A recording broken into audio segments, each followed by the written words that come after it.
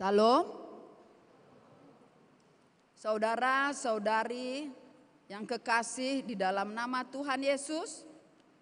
Sebelum kita memulai ibadah kita, marilah kita satukan hati dan jiwa kita.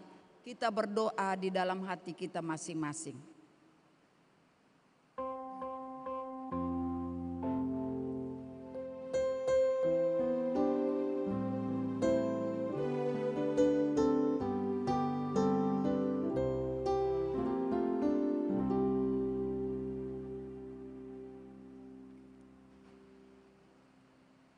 Kita puji Tuhan, kita bernyanyi dari lagu pelengkap Kidung Jemaat nomor 216 ayat 3 dan ayat 5.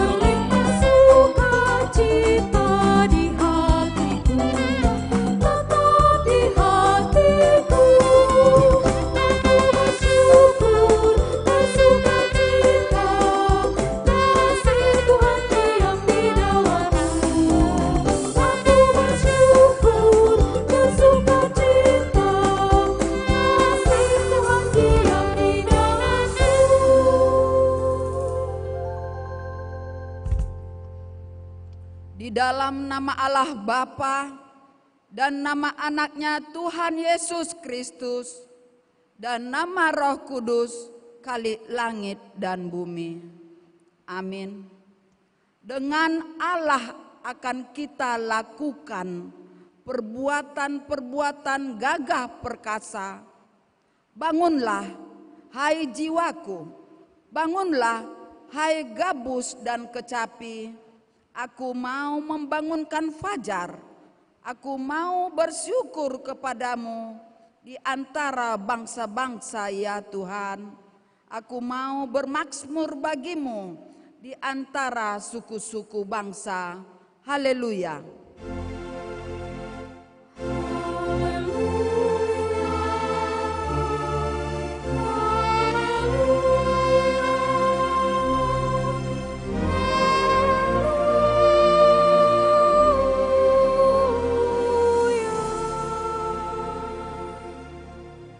Kita berdoa, ya Tuhan Allah yang Maha Pengasih, kami mengucap syukur kepadamu karena Engkau telah memanggil kami kepada pengharapan akan hidup yang kekal.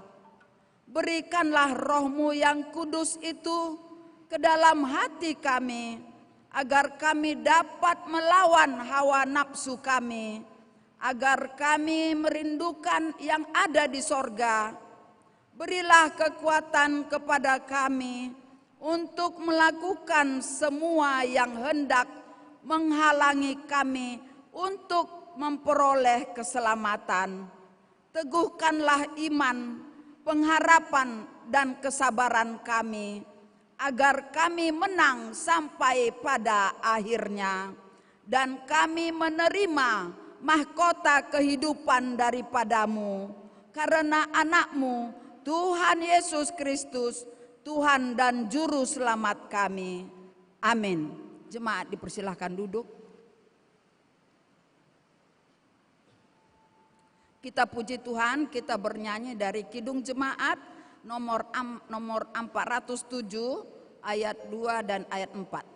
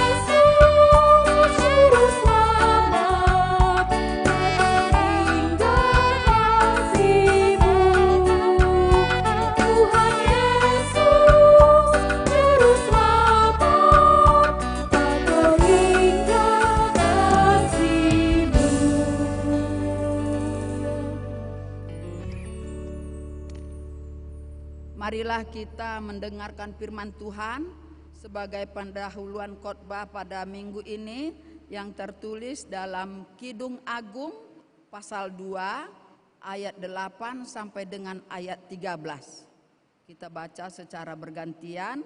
Pada ayat 13 kita baca bersama-sama. Dengarlah kekasihku, lihatlah ia datang, melompat-lompat di atas gunung-gunung, meloncat-loncat di atas bukit-bukit. Kekasihku serupa kijang atau anak rusa. Lihatlah, ia berdiri di balik dinding kita sambil menengok-nengok melalui tingkap-tingkap dan melihat dari kisi-kisi. Kekasihku mulai berbicara kepadaku, bangunlah manisku, jelitaku, marilah. Karena lihatlah, musim dingin telah lewat, hujan telah berhenti dan sudah lalu. Di ladang telah nampak bunga-bunga, tibalah musim memangkas. Bunyi tekukur terdengar di tanah kita. Kita baca bersama. Pohon ara mulai berbuah, dan bunga pohon anggur semerbak baunya. Bangunlah manisku, jelitaku, marilah. Demikianlah firman Tuhan. Berbahagialah setiap orang yang mendengar firman Allah, yang menghayati serta melakukannya. Amin. Kita puji Tuhan, kita bernyanyi dari Kidung Jemaat nomor 36 ayat 1 dan ayat 2.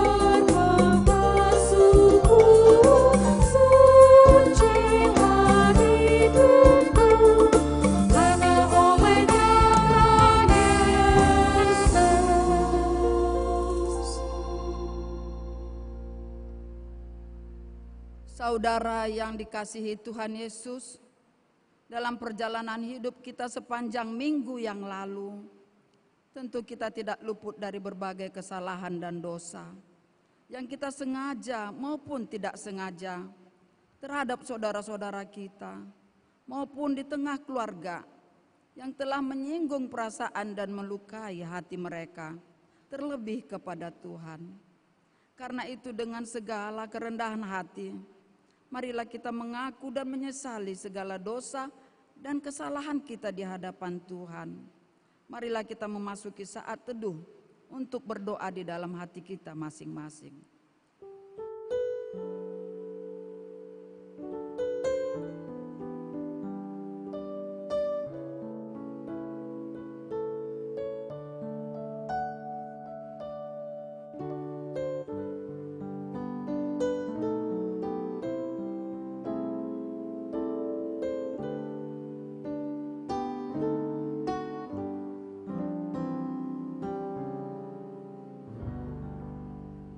Kita berdoa. Bapa kami yang di surga, di dalam nama Yesus Kristus Tuhan kami, Engkaulah Tuhan yang maha kuasa, Khalik langit dan bumi, dan sumber segala kebenaran dan keadilan untuk menghakimi umat manusia. kami datang bersembah sujud di hadapan-Mu untuk menyesali dosa dan kejahatan kami. Karena perbuatan dan pikiran kami yang melanggar hukum-Mu, kami senantiasa menuruti godaan setan, hawa nafsu, dan tabiat kami yang jahat itu. Sepantasnya lah kami menerima ganjaran sesuai dengan kejahatan kami. Tetapi kami telah sadar akan kejahatan kami, sehingga kami datang ke hadapan-Mu untuk menyerahkan diri dan menyesali segala dosa kami.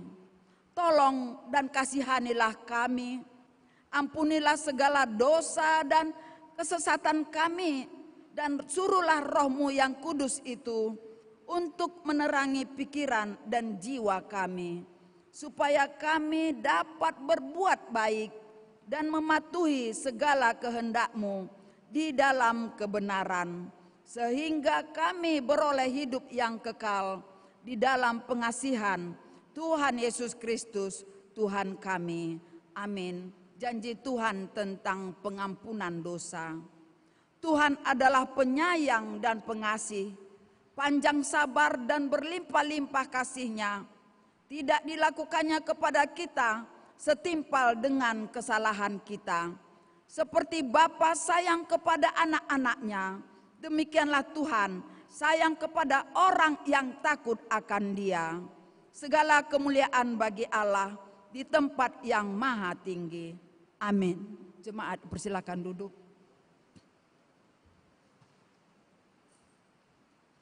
Kita puji Tuhan, kita bernyanyi dari Kidung Jemaat nomor 54 ayat 1 dan ayat 4.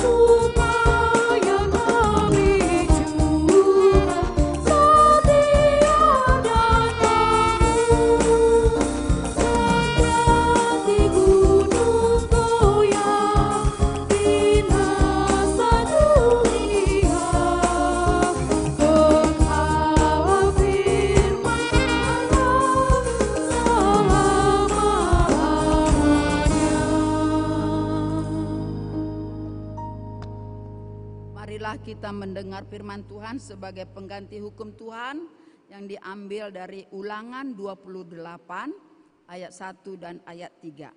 Ulangan 28 ayat 1 dan ayat 3, demikianlah firman Tuhan. Jika engkau baik-baik mendengarkan suara Tuhan Allahmu dan melakukan dengan setia segala perintahnya yang kusampaikan kepadamu pada hari ini, maka Tuhan Allahmu akan mengangkat engkau di atas segala bangsa di bumi. Segala berkat ini akan datang kepadamu dan menjadi bagianmu jika engkau mendengarkan suara Tuhan Allahmu. Diberkatilah engkau di kota dan diberkatilah engkau di ladang. Demikianlah firman Tuhan. Marilah kita sama-sama memohon kekuatan daripada Tuhan. Ya Allah Bapa kami, berilah kami kekuatan untuk melakukan yang sesuai dengan firman-Mu. Amin. Kita bernyanyi dari pelengkap Kidung Jemaat nomor 120 ayat 1 dan ayat 3.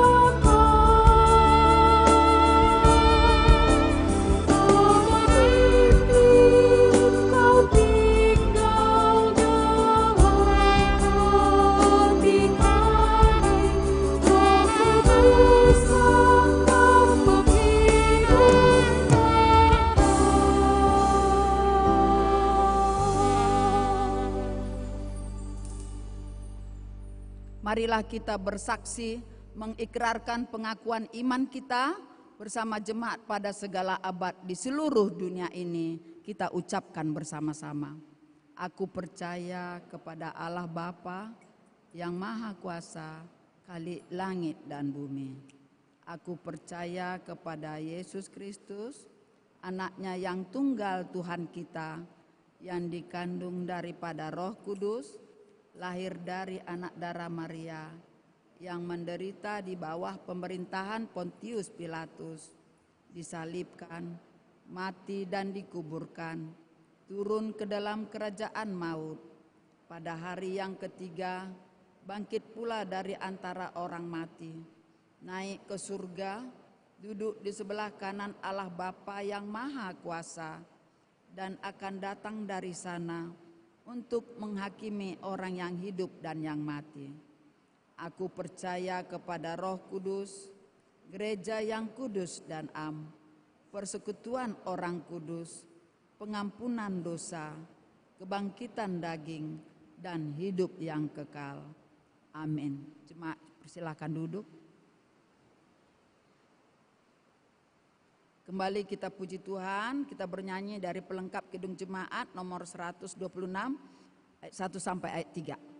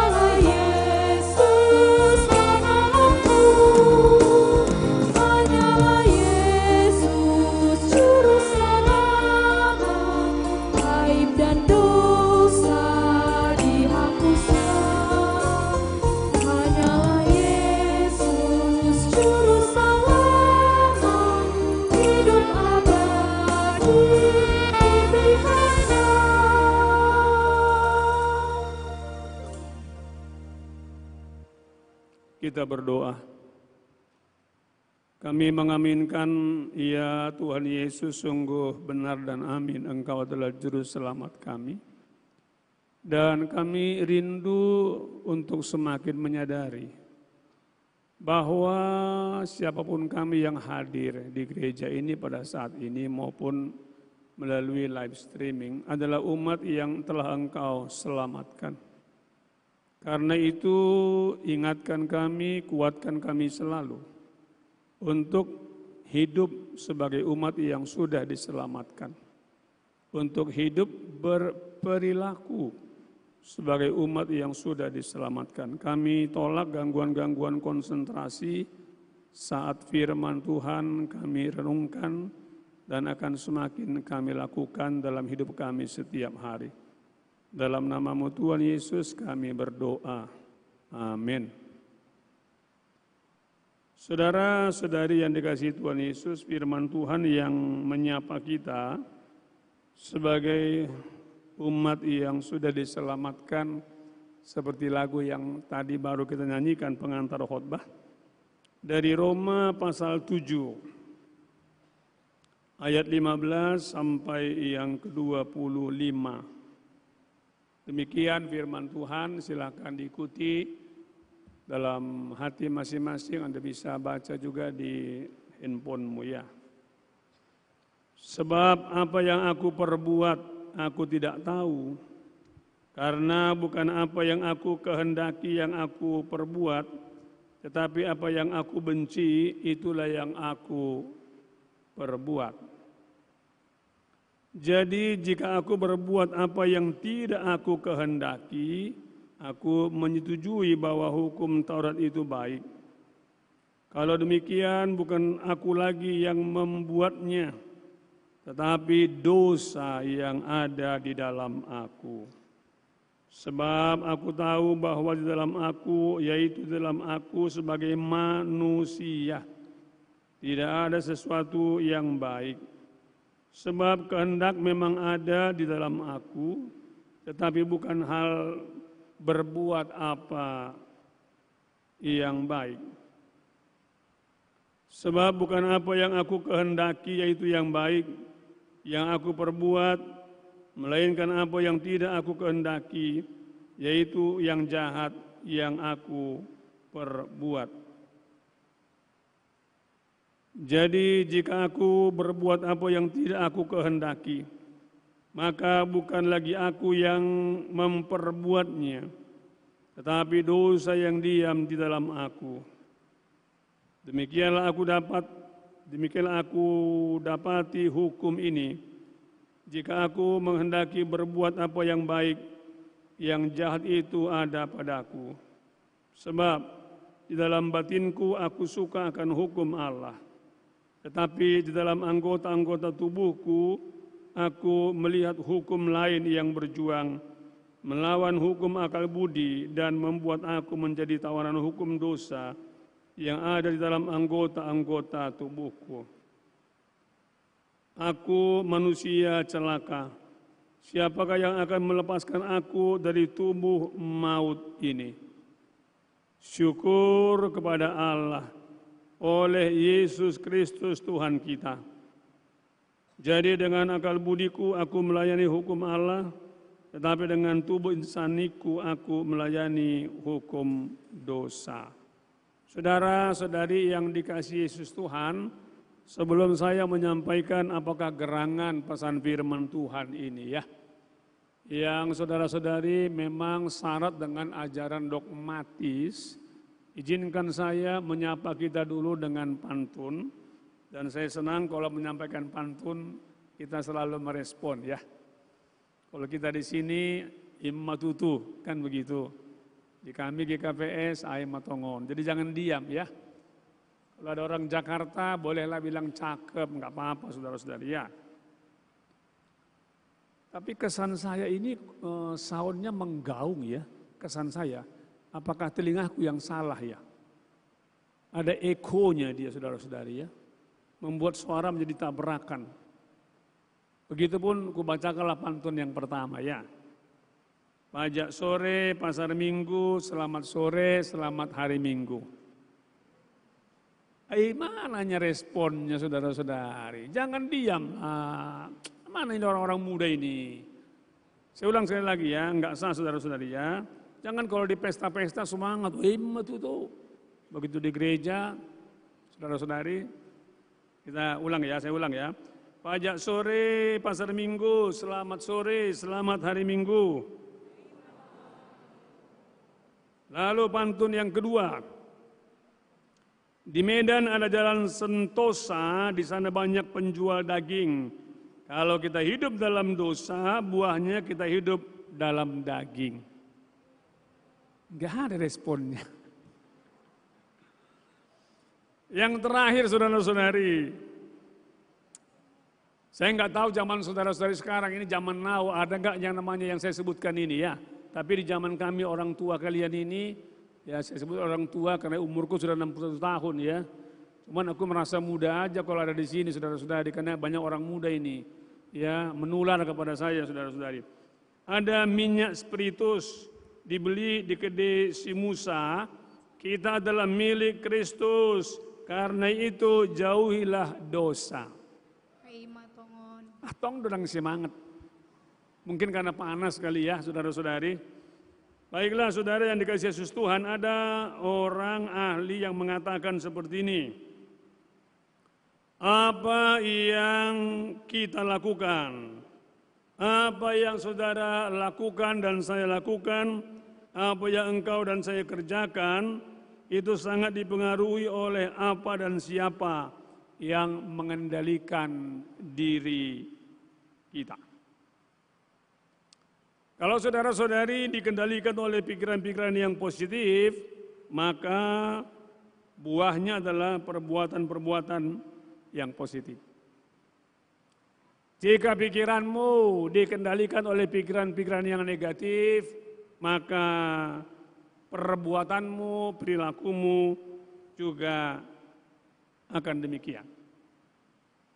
Apa yang kau kerjakan, apa yang kau lakukan sangat dipengaruhi oleh apa atau siapa yang mengendalikan diri kita. Apakah itu mengendalikan pikiran atau perasaan saudara-saudari. Ada seorang, saya baca bukunya waktu dulu saya masih kuliah di S1. Dan saya sangat tertarik dengan bukunya. Judulnya adalah saudara-saudari The Power of Positive Thinking. Dikarang oleh seorang, ternyata dia adalah hamba Tuhan, Norman Vincent Peale, yang bukunya terjual sampai jutaan kopi.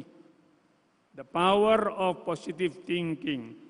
Dalam bukunya itu dia menjelaskan ada banyak kesaksian saudara-saudari bahwa ada power, ada kekuatan yang mengubah seseorang ketika pikirannya ini dikendalikan oleh pikiran-pikiran yang positif.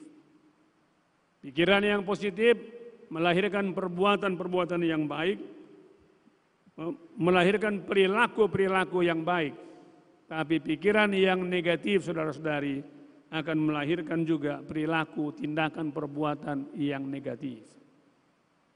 Saya tidak tahu seberapa banyak dari yang hadir di sini ketika masuk ke gereja, lalu melihat sesama pemuda, lalu kemudian memang di sini pikiran yang positif. Kalau di sini yang positif, wajahmu akan tersenyum. Betul? Saya nggak tahu berapa persen di antara yang hadir di sini, ketika masuk gereja, pikiranmu negatif. Ketika melihat orang lain, esok kali si anu itu, antar baju baru dia, utangnya pun belum lunas sama aku. Saudara-saudari, perilakumu bagaimana? Tentu sejalan dengan pikiran yang negatif tadi, saudara-saudari. Lalu pertanyaannya adalah ini. Bagaimana caranya saudara-saudari? Apa yang harus engkau dan saya perbuat agar pikiranmu, pikiran saya selalu dikendalikan oleh hal-hal yang baik? Oleh yang positif itu jauh dari hal-hal yang negatif. Saya pernah saudara-saudari mendapatkan cerita begini. Ini tentang yang positif dan yang negatif, tentang keinginan-keinginan saudara-saudari, daging yang kadang-kadang, yang selalu lah bukan kadang-kadang, ya bertentangan dengan firman Tuhan. Kalaulah satu saat nanti engkau di kos, lalu saudara-saudari, katakanlah di kos itu ada berapa kamar, kemudian saudara-saudari ada yang meletakkan sepatu barunya di luar. Biasanya meletakkan sepatu di dalam, ini di luar, mungkin lupa kali dia kan. Apakah yang biasanya terjadi pada sepatu itu? Apakah akan tetap di situ atau istilah orang Medan akan leong itu?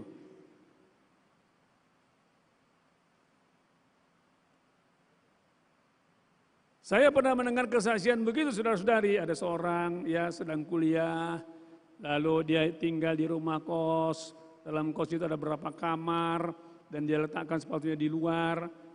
Gak lama kemudian ketika dia mau pakai itu, sepatunya sudah tidak di situ lagi. Dan yang kos di situ semuanya warga gereja. Sebetulnya apa yang terjadi saudara-saudari, kalau nanti kita hubungkan dengan firman Tuhan. Apa yang terjadi sehingga sepatu teman kosnya itu, saudara-saudari, akhirnya hilang. Enggak usah jauh-jauh lah, nanti pulang gereja, ada handphone yang ketinggalan, kau punya dua pilihan kan?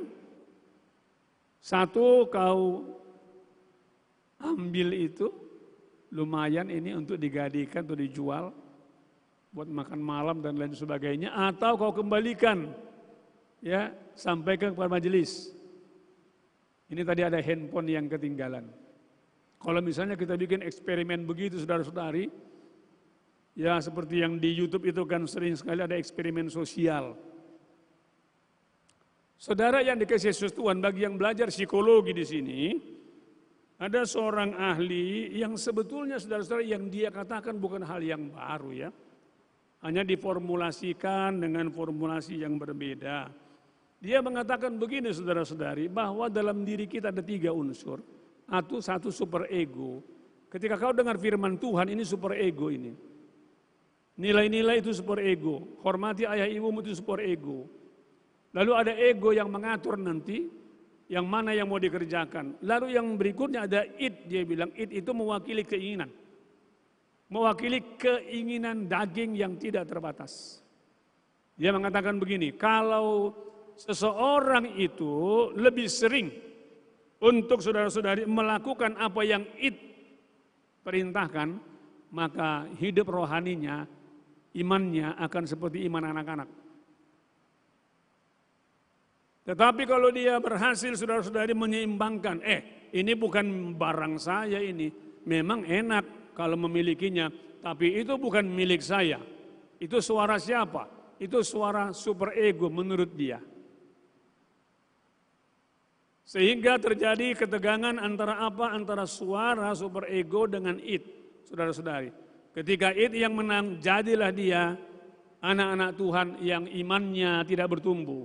Karena apa? Karena dia, saudara-saudari, mengambil yang bukan miliknya, nggak bisa mengendalikan dirinya. Nah, saudara yang dikasihi Yesus Tuhan, jauh sebelum para ahli-ahli psikologi mengatakan yang tadi, apa yang kau perbuat, apa yang kau kerjakan itu tergantung siapa atau apa yang mengendalikan dirimu.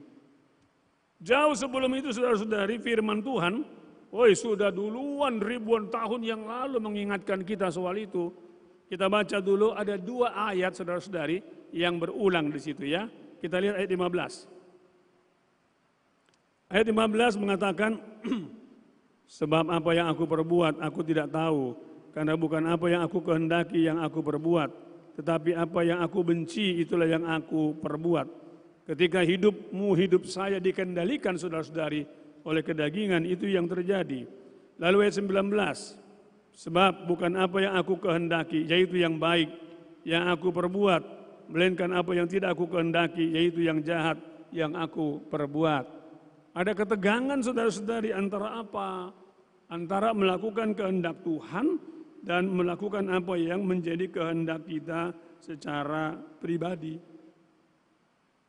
Ada keinginan berbuat baik saudara-saudari, tapi alih-alih berbuat baik yang terjadi justru sebaliknya, kembali ke yang tadi. Lalu apa yang mengendalikan dirimu dan diri saya? Sehingga perbuatannya menjadi seperti itu. Lalu kita lihat dulu ayat yang ke-20, supaya jangan nanti disalah tafsirkan saudara-saudari.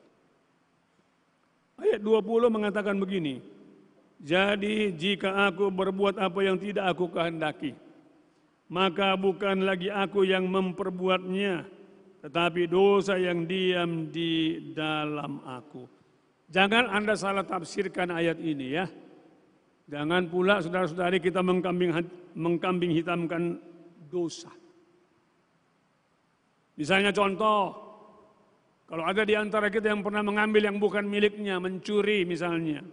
Walaupun saya perhatikan wajah-wajah di sini, ini semua wajah-wajah malaikat semua ini, amin. Tapi kalau ada yang mengambil yang bukan milikmu, bertobatlah saudara-saudari ya. Kalau ada yang suka berjudi saudara-saudari di sini, ya habis modalnya lalu lapor sama orang tua, Pak butuh dana untuk ini itu, aku lagi tulis skripsi, padahal uangnya habis untuk main skater saudara-saudari. Saya kaget saudara-saudari, ternyata bukan hanya jemaat biasa yang main judi skater, tapi juga ada juga pendeta saudara-saudari. Waduh, kecuali pendeta GKPI. Mengerikan sekali saudara-saudari. Khotbahnya luar biasa, berharap hanya pada Tuhan. Tuhan sumber segala berkat. Dia adiktif pada judi skater.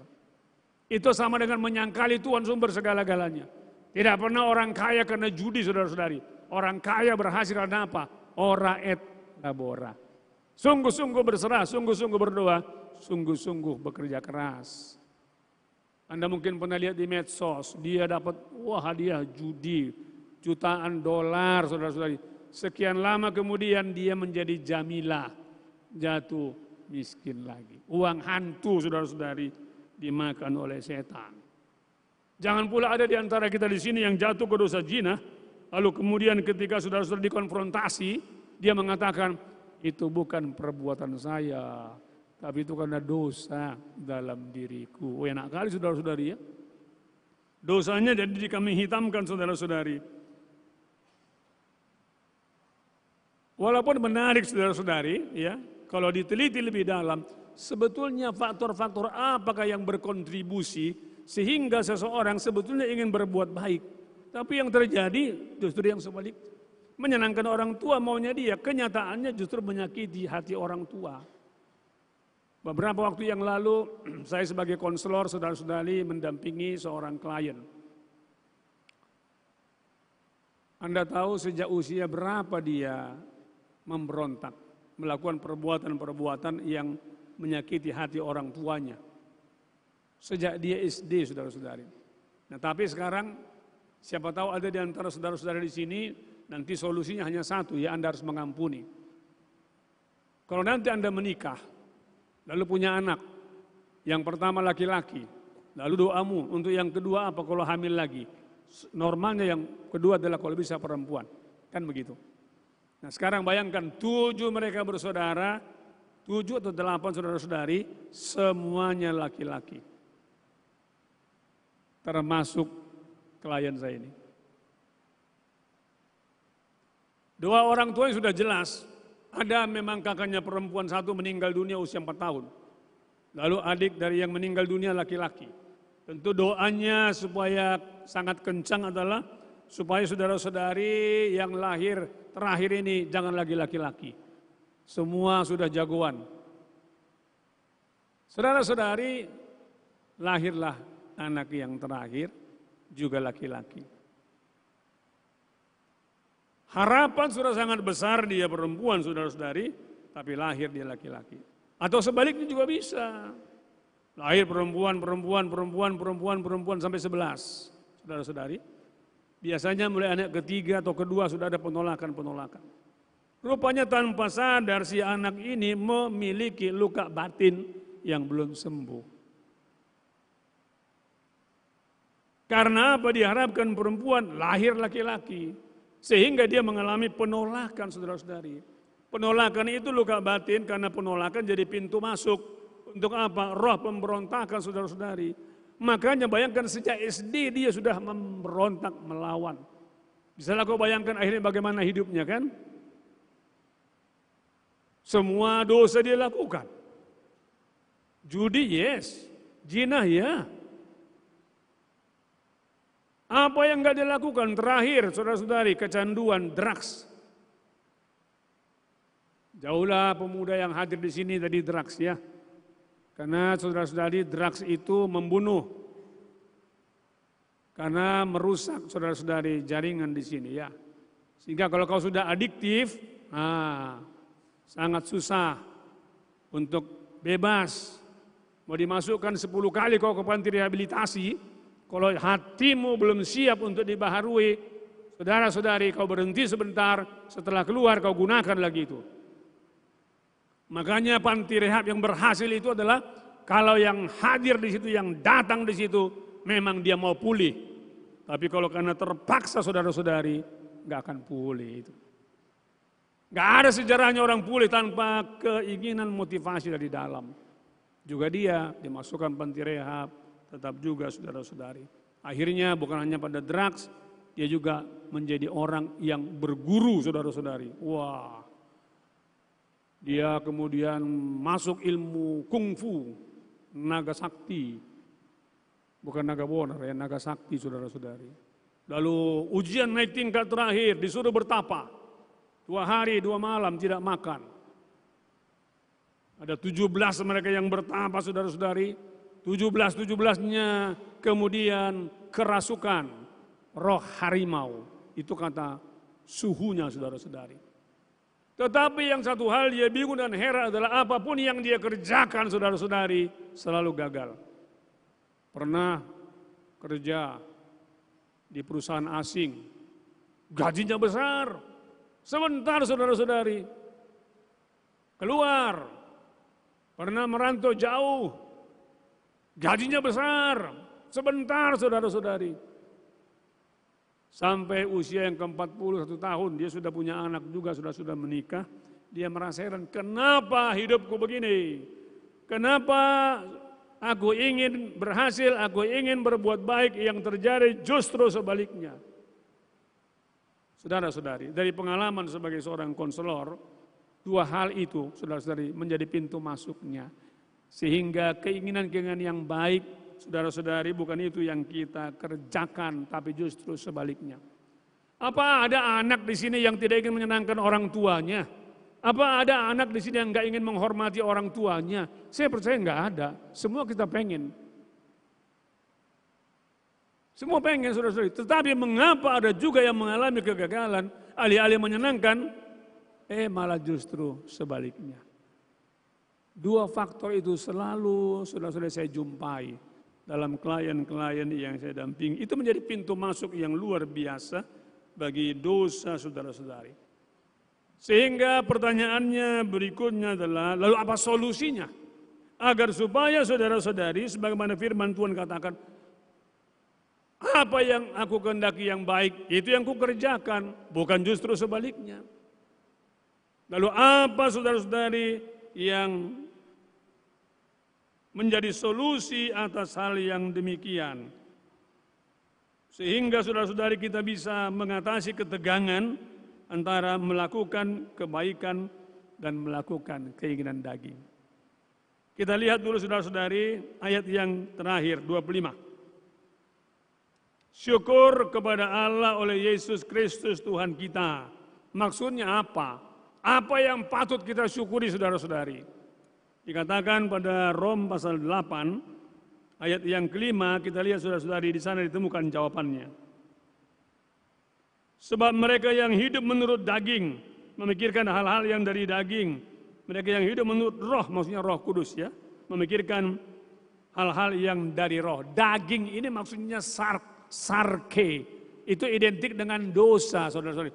Bukan hanya daging ini maksudnya, bukan daging B2 yang kau makan, B1 bukan saudara-saudari. Tapi daging itu sarke lebih kepada soal kedagingan, soal dosa saudara-saudari ya. Lalu kemudian kita lihat dulu ayat 9 dari pasal yang sama, pasal 8. Tetapi kamu tidak hidup dalam daging. Siapakah ini? Engkau dan saya. Tetapi kamu tidak hidup dalam daging, melainkan dalam roh. Jika memang roh Allah diam di dalam kamu. Pertanyaannya adalah, sejauh manakah roh Allah itu sungguh-sungguh diam di dalam kita? Tetapi jika orang tidak memiliki roh Kristus, ia bukan milik Kristus. Lalu ayat yang ke-11 saudara-saudari. Dan jika roh dia yang telah membangkitkan Yesus dari antara orang mati, diam di dalam kamu, kuncinya ada di situ. Ketika hidupmu dikendalikan oleh Roh Kudus saudara-saudari, maka keinginan baikmu akan berbuah dengan perbuatan dan perilaku. Tetapi juga berlaku untuk sebaliknya ya.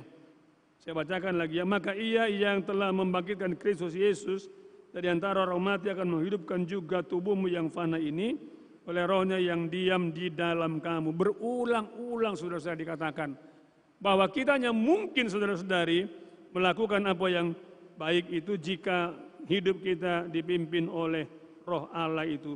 Dan saudara-saudari, siapakah engkau dan saya? Ayat 14 dari pasal yang sama. Dikatakan demikian, semua orang yang dipimpin Roh Allah adalah anak Allah.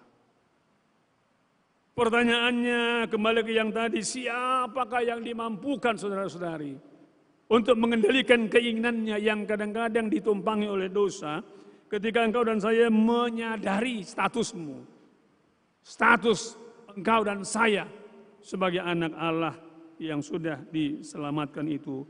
Tapi kadang-kadang saya juga sedih. Beberapa minggu yang lalu saya memimpin pembinaan di daerah Pekanbaru sana saudara-saudari dengan topik soal hidup rohani, spiritualitas, bidang yang memang saya dalami sebagai seorang konselor Kristen. Selalu saya mengajukan satu pertanyaan saja. Seberapa yakinkah engkau dan saya bahwa kita ini milik Allah? Kalau engkau dan saya milik Allah saudara-saudari, engkau pasti yakin, hakul yakin bahwa engkau diselamatkan. Kapanpun Tuhan panggil kita. Lalu saya surveilah mereka.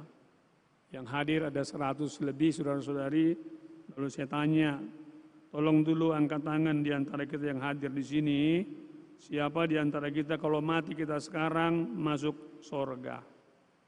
Kamu selamat. Saudara-saudari, sedih saya. Kebanyakan ragu-ragu, kebanyakan bimbang. Ya pantaslah kalau begitu, orang dia nggak yakin dia anak Allah, nggak yakin diselamatkan. Itu kan berkorelasi saudara-saudari dengan perbuatan-perbuatan yang tidak sesuai dengan kehendak Tuhan. Kalau engkau sungguh-sungguh yakin anak Allah, milik Allah, engkau sungguh-sungguh yakin sudah diselamatkan, engkau akan menghindari perbuatan-perbuatan yang seperti itu. Karena orang yang dipimpin Roh Kudus, Galatia saudara-saudari pasal 5 mengatakan, apa itu? Buah-buah roh adalah. Coba kita lihat sebentar saudara-saudari Galatia, ya. Galatia pasal yang kelima, ini kan yang populer sekali ini kan.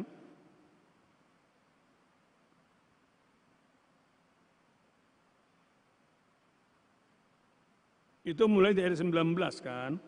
Tapi yang 19 itu kan jelas dikatakan, perbuatan daging telah nyata, yaitu percabulan, kecemaran, hawa nafsu, penyembahan berhala, sihir, dan seterusnya.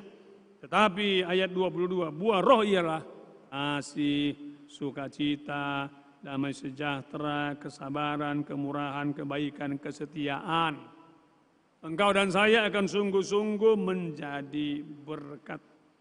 Kalau hidupmu sungguh-sungguh dan hidup saya dipimpin Roh Kudus, maka saudara-saudari kita teringat pada lagu, ini lagu yang sering mungkin kalian nyanyikan. Bila Roh Allah ada di dalamku, ku kan menari seperti Daud menari. Bila Roh Allah ada di dalamku, ku kan menari seperti Daud menari. Ku kan menari, ku kan menari, ku kan menari seperti Daud menari.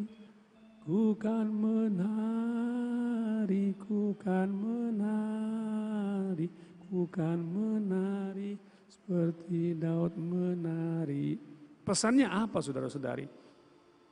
Pesannya apa di balik lagu itu saudara-saudari? Pesannya jelas. Kalau Roh Allah ada pada kita, kehadiranmu menjadi sumber sukacita. Kan orang menari karena sukacita kan? Ketika kau menari ada sukacita, saudara-saudari. Nah pesan lagu tadi jelas. Kalau hidup kita dipimpin Roh Allah, kehadiranmu menjadi kehadiran yang mendatangkan sukacita. Bukan justru sebaliknya duka cita. Karena itu mari periksa saudara-saudari. Sejauh mana hidupmu, hidup saya sungguh-sungguh memang dipimpin oleh Roh Allah. Saya akan mengakhiri khotbah saya saudara-saudari dengan lagu saya nggak usah nyanyikan. Tapi saya percaya saudara-saudari mengapa dia bisa mengatakan itu. Mengapa dia bisa terinspirasi dengan lagu yang sangat populer engkau dan saya, saudara-saudari mungkin beberapa kali menyanyikannya. Hidup ini adalah kesempatan. Bayangkan seorang bapak, Wilhelmus Latumahina, seorang pendeta, kehilangan anaknya umur 17 tahunan, tapi akhirnya mampu diinspirasi saudara-saudari. Hidup ini adalah kesempatan. Kesempatan menjadi apa? Menjadi berkat. Pesannya apa? Kita nggak tahu kapan Tuhan panggil kita. Tetapi orang beriman yang sungguh-sungguh milik Kristus, dipimpin oleh Roh Kudus, maka saudara-saudari, hidupnya akan seperti lagu yang tadi. Setiap kesempatan yang ada, berusaha menjadi berkat bagi orang lain, bukan justru sebaliknya. Tadi dibacakan oleh para agenda Ulangan pasal berapa? 28, 1-3. Penekannya di mana saudara-saudari? Ketika engkau dipimpin Roh Allah, kau setia.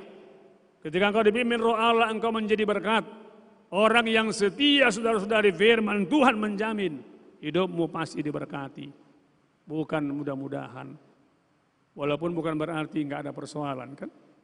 Kan penulis lagu yang tadi, hidupnya adalah kesempatan seorang pendeta yang anaknya meninggal dunia umur 11 tahun. Bukan enggak ada persoalan. Tapi persoalan saudara-saudari enggak pernah membuat dia kehilangan iman percayanya. Kuakhirilah khotbahku saudara-saudari dengan pantun ya. Ada pisang rebus dibeli di jalan seksama. Kita adalah milik Kristus yang sudah Dia tebus untuk melakukan kebaikan bagi keluarga dan sesama. Mari kita berdoa. Kami rindu Tuhan Yesus untuk selalu diingatkan kami ini milik Tuhan.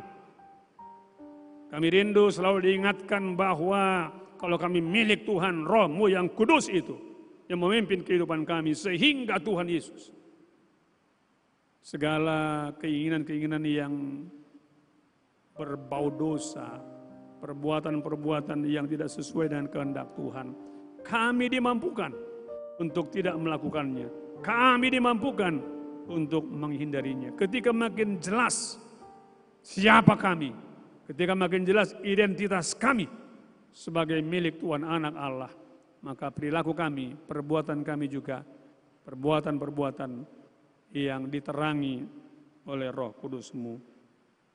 Terima kasih Tuhan Yesus, dalam nama-Mu kami berdoa. Amin. Kita puji Tuhan.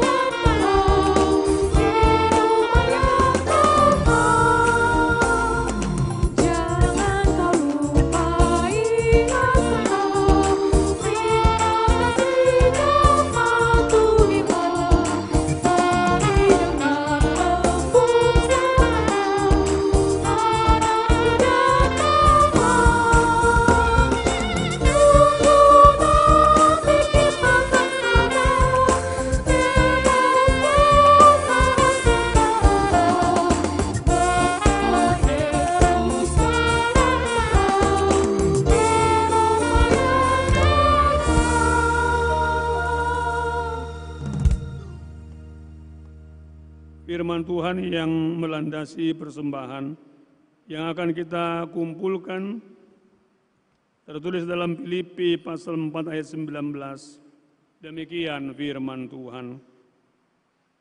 Allahku akan memenuhi segala keperluanmu menurut kekayaan dan kemuliaannya dalam Kristus Yesus. Sekarang kita kumpulkan persembahan kita.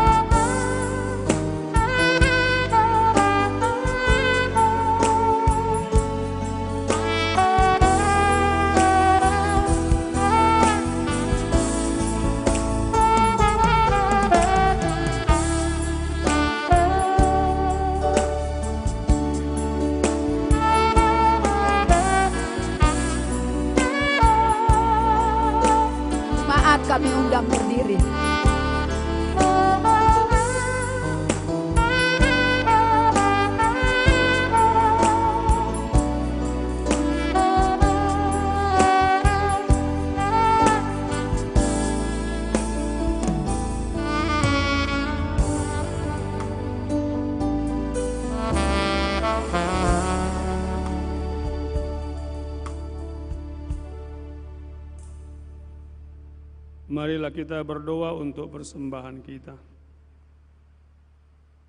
Ya Allah Bapa kami yang di surga, kami mengaku dengan setulus hati, Engkaulah sumber segala berkat dan karunia. Di sini kami memberikan persembahan syukur kami kepadamu. Terimalah persembahan umat-Mu dan berkatilah menjadi alat kesaksian, persekutuan dan pelayanan jemaat-Mu ini. Jadikanlah hidup kami persembahan yang berkenan kepadamu, dan pakailah hidup kami untuk turut menghadirkan tanda-tanda kerajaan-Mu di seluruh dunia ini. Kasih, keadilan dan damai sejahtera, sukacita.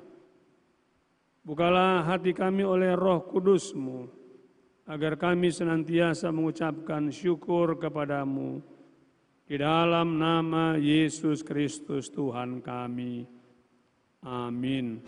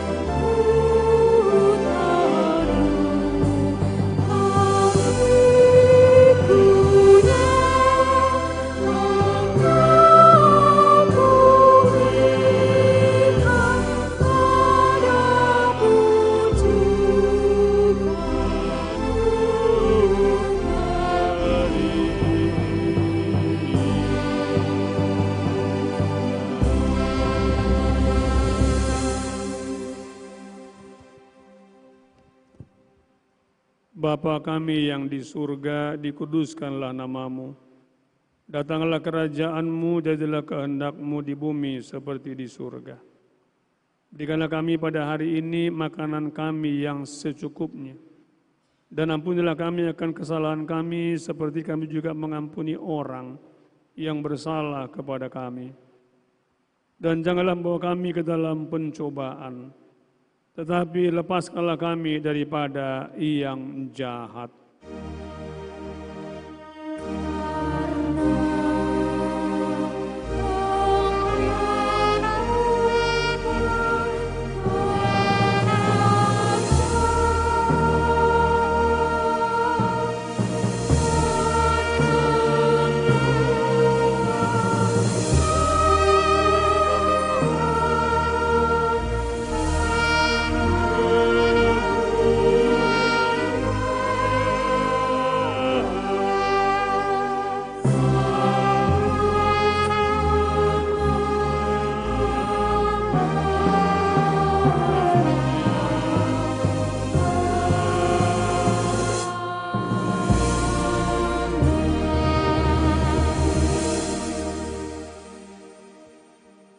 Tuhan memberkati engkau dan melindungi engkau. Tuhan menyinari engkau dengan wajah-Nya dan memberi engkau kasih karunia. Tuhan menghadapkan wajah-Nya kepadamu dan memberi engkau damai sejahtera. Amin.